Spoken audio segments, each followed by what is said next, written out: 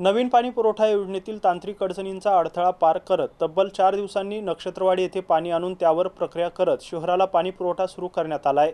10 MLD पाणी घेण्याचं नियोजन असलं तरी मंगळवारी शहरासाठी 5 MLD पाणी घेण्यात आलं असून उर्वरित पाण्यातून 1500 मिलीमीटरच्या जलवाहिनीची हायड्रोलिक चाचणी केली जाणार आहे।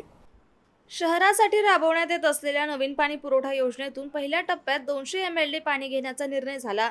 गुढीपाडव्याला जायकवाडी धरणातून सायफन पद्धतीने पाणी उपसा करून जॅकवेलमध्ये पाणी आणण्यात आलं। त्यानंतर 2 दिवसांनी मुख्य जलवाहिनीत पाणी घेण्यात आलं। त्यासाठी जॅकवेलवर 3700 अश्वशक्तीचे 2 पंप बसवण्यात आले। या पंपाद्वारे जलवाहिनीतून पाणी घेऊन स्कोर व्हॉल्व्हद्वारे पाणी सोडून दिले। टप्प्याटप्प्याने जलवाहिनीची स्वच्छता करून नक्षत्रवाडी येथील जलशुद्धीकरण केंद्रात पाणी आणलं। त्यानंतर शुद्धीकरण केंद्राची चाचणी करण्यात आली। नक्षत्रवाडीच्या डोंगरावर उभारण्यात आलेल्या 2 MBR मध्ये पाणी घेतले गेले। पाणी पुरवठा सुरू करण्यापूर्वी पाणी घेताना आलेल्या तांत्रिक अडचणी सोडवण्यासाठी आल्या।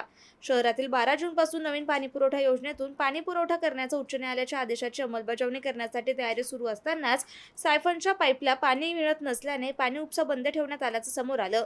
उन्हाळ्यात दिवसेंदिवस जायकवाडी धरणाची पाणी पातळी घटत असल्याने सायफन पद्धतीने पाणी उपसा करण्यास अडथळा निर्माण झाला। हा अडथळा पार करण्यासाठी 20 अश्वशक्तीचे 5 सबमर्शिबल पंप बसवून पाणी सायफनच्या पाईपजवळ आणण्यात आलं। पाण्याचा दाब निर्माण करण्यासाठी व्हॅक्यूम पंप देखील बसवण्यात आला। त्यानंतर मुख्य जलवाहिनी भरण्यासाठी पंपिंग सुरू होताच काही वेळात व्हॅक्यूम पंप जळून गेल्याने पाणी पुरवठा पुन्हा थांबला।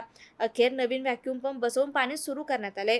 नक्षत्रवाडी येथे पाणी आल्यानंतर त्यावर प्रक्रिया करीत येथे पाणी शुद्धीकरण केंद्रातून MBR मध्ये भरण्यात आले। नवीन योजनेच्या MBR मधून मनपाच्या MBR ला पाणी देण्यात येत आहे। सुरुवातीला शहरासाठी 5 MLD पाणी पुरवठा करण्यात आला। 3 दिवसांनी 1500च्या जलवाहिनीतून पाणी नवीन योजनेच्या 1500 मिमी व्यासाच्या जलवाहिनीतून पाणी पुरवठा सुरू केला जाणार आहे। हा पाणी पुरवठा नक्षत्रवाडीपासून हर्सुल जटवाड्यापर्यंत होणार आहे।